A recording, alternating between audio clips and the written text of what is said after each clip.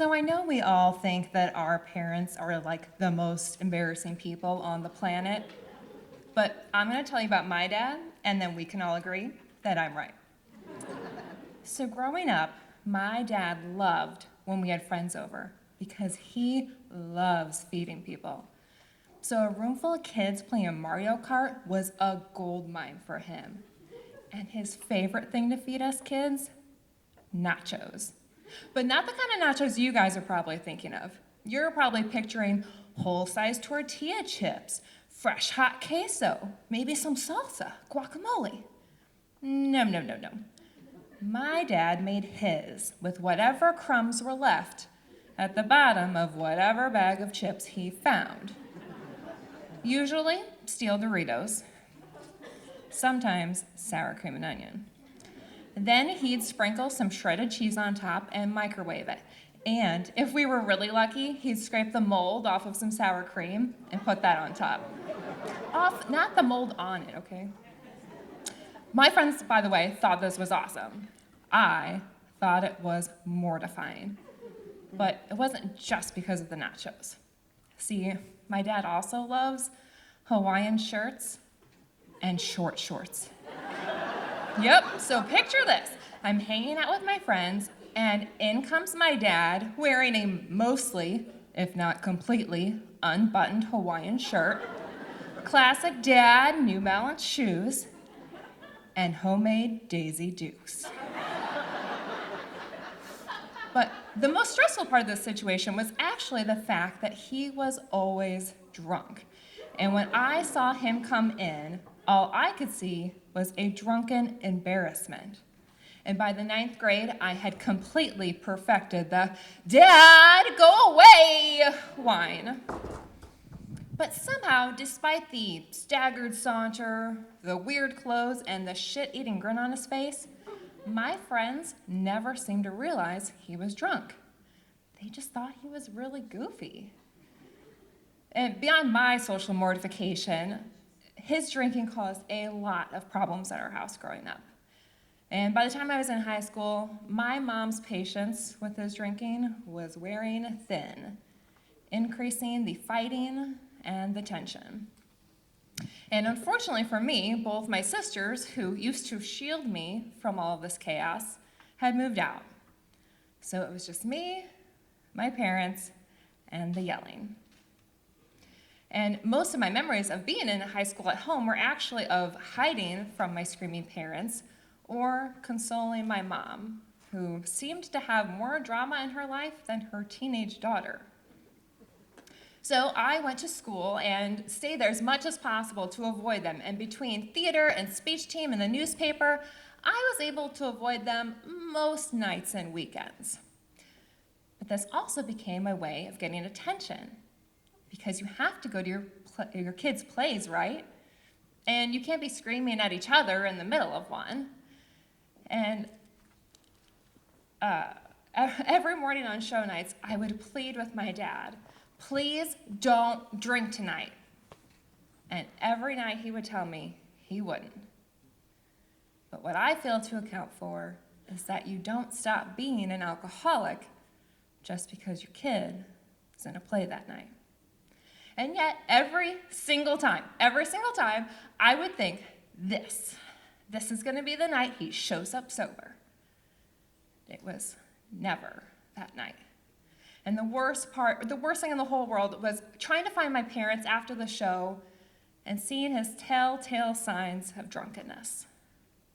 That red face and sloppy posture evoked so much rage, but mostly disappointment. Those nights always ended with me crying and my mom yelling at my dad for not being able to be sober. I think I naively thought that if I could show him how great I was, that he would feel like he had enough in the world and he didn't need alcohol. Winning awards and performing were my way of saying, "Look, Dad, everyone else sees how great I am. Why don't you?" Not surprisingly, my parents divorced as soon as I went away to college, leaving neither of them with much money. Now, my dad, he's always been cheap, so his life didn't really change much. But my mom, she had expensive taste that she could not sustain on her own. So she rotated between asking my dad, her new boyfriend, my sisters, and her student loan-dependent daughter for money.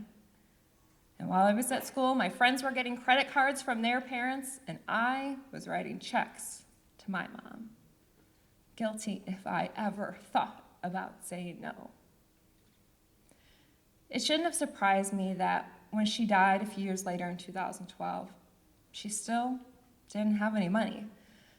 But it was at this moment that I realized how much she was depending on her boyfriend to pay her bills, and this devastated me. This turned me into a complete freak about money. I was so afraid of turning out like my mom, just making decisions based on what a man could buy me. So this, coupled with my underlying need for praise and attention, is what turned me into such a high-producing realtor. I filled the voids in my life with work because I needed the money and the awards to feel safe and loved. My workaholic tendencies eventually led me to burnout, but burnout sounds like a quaint phrase, right? It kind of sounds like I just died peacefully in my sleep. But burnout feels like a high-speed car chase, you know, the ones you see in the movie with way more flips and flames than necessary. Slowly, I recovered. But in my recovery, I found myself annoyed at how much my burnout was digging up all of this stuff from my past. And suddenly, I had to add work through daddy issues to my to-do list. I was knee-deep in my 200th self-help book when I read the quote, "Forgiveness is giving up all hope for a better past." Man, did that hit, because I'll tell you, I sure do like blaming my parents for everything. And forgiving them means becoming responsible for myself. And I'm just not sure I'm ready to adult that hard, guys. But what do I actually have to forgive my parents for? At first, I thought it was for not loving me enough to have their shit together. But after I thought about it, I knew we were always loved, albeit not always the ways that we wanted. I may not have gotten all the pats on the back that I craved, but I did get a hell of a lot of nachos. And I even have this ring that my sister had made after my mom died, with the engraving inside that says, "Always loved."